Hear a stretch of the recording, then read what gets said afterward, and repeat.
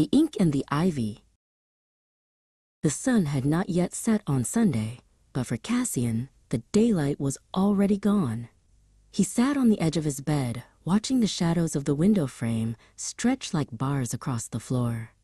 The air felt heavy, thick with the silent ticking of the clock. Every second was a step closer to the iron gates of Monday, a repetitive cycle that felt less like a career and more like a sentence. This was the first sign, the dread that arrived before the work ever did. Monday arrived in shades of charcoal and oak. The office was a labyrinth of leather-bound ledgers and towering stacks of parchment that never seemed to shrink.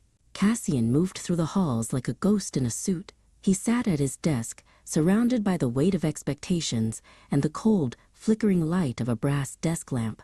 The prestige of the mahogany and the tradition of the institution no longer felt grand. They felt like a tomb.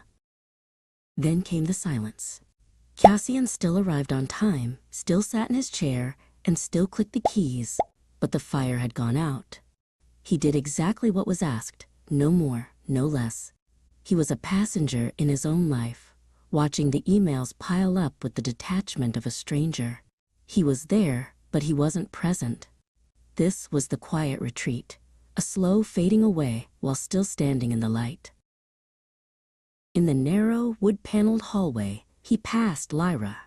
She was carrying a stack of files so high she could barely see over them. Their eyes met for a fleeting second, and in that look, Cassian saw his own reflection. They were both hollowed out, their spirits exhausted by a machine that never stopped grinding. They didn't speak. There were no words left to describe a fatigue that lived deep in the marrow of their bones. By mid-afternoon, the numbness set in. A storm began to lash against the window panes, the rain blurring the world outside into a gray smear. Cassian watched the droplets race down the glass, feeling nothing. Not anger, not sadness, not even boredom. The urgent stamps on his desk looked like gibberish. The world was screaming, and he had simply turned down the volume until there was only static. To survive the hours, he began to build a door in his mind.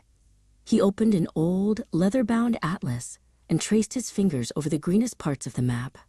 He closed his eyes and could almost smell the damp earth and the scent of pine. In his mind, he wasn't a cog in a corporate wheel. He was a wanderer in a forest where the only deadline was the sunset. This fantasy was his only oxygen. The breaking point didn't come with a shout, but with a spill. Cassian reached for a heavy glass inkwell, and his hand simply stopped. The inkwell tipped, sending a river of black liquid surging across the pristine white reports he had spent weeks preparing.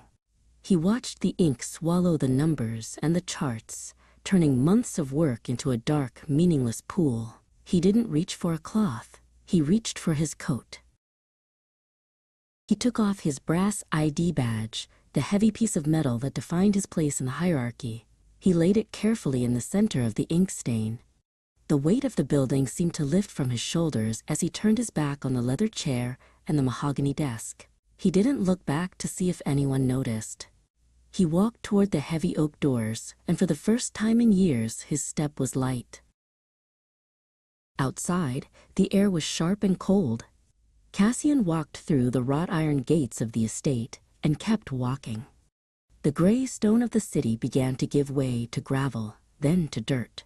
He watched the mist cling to the trees, and as he moved further from the office, the gray tones of his world began to bleed into a soft, mossy green. He was walking into the silence he had dreamed of. In a hidden corner of an old garden, he met Silas. The old man was kneeling in the dirt, his hands covered in the very earth Cassian had fantasized about. Silas didn't ask for a resume or a status update. He simply handed Cassian a small, vibrant sapling and a trowel. "The secret," Silas whispered, "is knowing when to prune the dead wood so the rest can grow." Weeks turned into months, and the numbness was replaced by the sting of the wind and the warmth of the sun. Cassian stood in the center of a wild meadow, the tall grass brushing against his knees. There were no ledgers here, only the rhythm of the seasons. He breathed in deeply, the air tasting of clover and freedom. His soul was no longer exhausted. It was being fed by the world he had finally allowed himself to touch.